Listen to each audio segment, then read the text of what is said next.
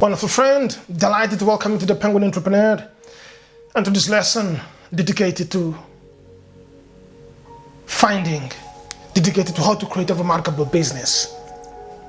So we go into the ancient world and we find a young man who was born in Uruk. He was a son of a king and a queen. He was the king but he was a violent guy. He used to rape women, he used to destroy houses. His name was Gilgamesh. And then he had a brother called Enkidu. They go around killing monsters. One day Enkidu dies, and then Gilgamesh has to go and find Upnachim. He has to find a guy who has the secret of immortality. So Gilgamesh, but before he can get to the place where this guy who had the secret of immortality lived, he survived the flood, Gilgamesh had to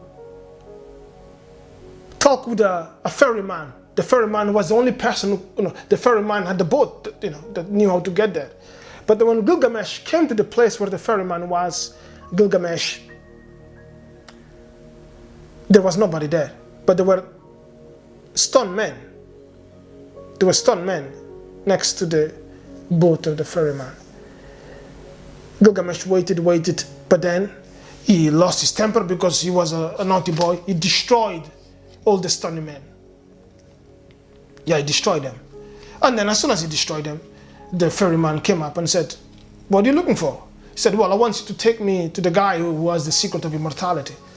And the ferryman said, "Oh, you don't even have patience. You don't know even how to control your temper." Yeah. Oh no. You don't even know how to control your temper. You just destroyed the only people who could take you there were the stone men, because when you travel into the waters, you have to cross the waters of death and you cannot touch the water. But if you're a human being, the stone men, they had no problem with that because they were stone men. They were not living beings, but then they had the power to.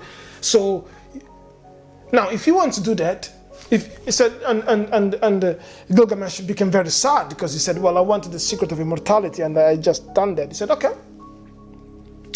There is another way. You have to go to the forest. You have to go to the forest. You have to cut 300 trees and bring them here. Go to the forest and cut 300 trees and bring them here." So Gilgamesh had to go, had no option but to go to the forest and cut 300 trees with a specific size and bring. It was a hard work. What do we learn? This is a very deep story. It's one of my favorites, but I'm going to talk it in fragments every week. Is that Gilgamesh wanted to become successful. He was searching for the secret of immortality. You want to become successful. You become an entrepreneur because you want to help your family financially, psychologically, intellectually. But are you patient? Are you patient? Because Gilgamesh had a big ego. He said, "Well, I'm the son of the king of Uruk. I am the king of Uruk. I can do whatever I want." He didn't even want to wait. So you, as an entrepreneur, you need to take the steps of being patient and also listen to certain voices, because yes, you have your own university degree, your own experience, but there is something deeper. There is a hidden level of entrepreneurship that's very profound. It takes time to get it. Once you get that level, you finance psychologically, biologically, you are fine. But it takes time because it's not all about branding and marketing and selling and pitching. There is something deeper in the world of entrepreneurship, and you need to get the secrets. It's esoteric entrepreneurship. I discuss it in my book. But you have to give up that idea of that attitude of Gilgamesh. It doesn't really matter whether you're male or female. This transcends age, gender, and race. It's an important message for entrepreneurs. Is that you need to see the long term. You need to have the vision for the long term. And sometimes things are not going very well now. What do you do with the now? This comes from the Zen Buddhism, the now, the focus on the now. Gilgamesh destroyed the stone man, because he didn't, he lost his temper. So sometimes when you get into business, you have to be aware that not everything will go according to plan. That's part of the journey. It was part of the journey of Gilgamesh, of being told, "Go and cut the trees." It's harder now because he didn't want to wait. Sometimes you have to wait for the right ideas. You have to wait for the right mentor, the right book that will help you to discover. So this is a beautiful book. I recommend you this book. You can click on the link below, you can buy the book, but it's about the illustrated encyclopedia of traditional symbols. What does this to do with entrepreneurship?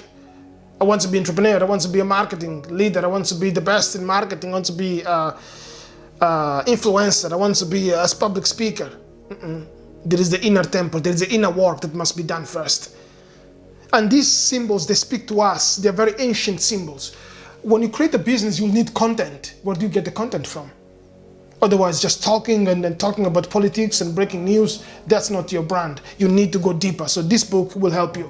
So remember, patience, dedication, fall in love with knowledge, and it will take you at least, usually it takes between 10 to 20 years to create a remarkable business that generates millions and millions or billions. I don't know it's not about the money, but for you to scale a business to a higher level, it will take at least between 10 years to 20 years. It's not going to happen in 3 days. But you need the right mentors, the right knowledge, the right resources. I hope the Penguin Entrepreneur will be able to give you. So please read this book. Once you read the book, talk to us. You can find us on our website. You can find me on Twitter.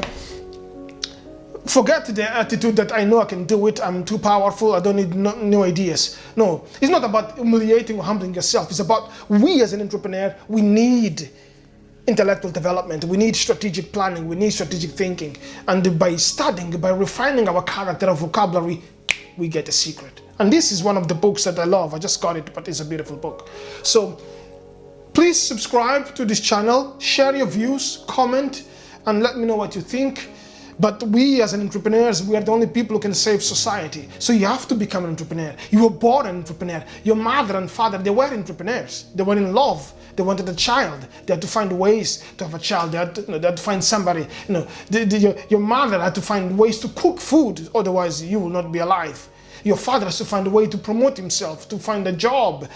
So all these are entrepreneurial strategies. But we have the power to create a remarkable business. But we need the esoteric wisdom. This is one of them. Subscribe, share, criticize. If you like these ideas, share them. Teach them, because when you teach once, you learn twice. Thank you for your time. Thank you.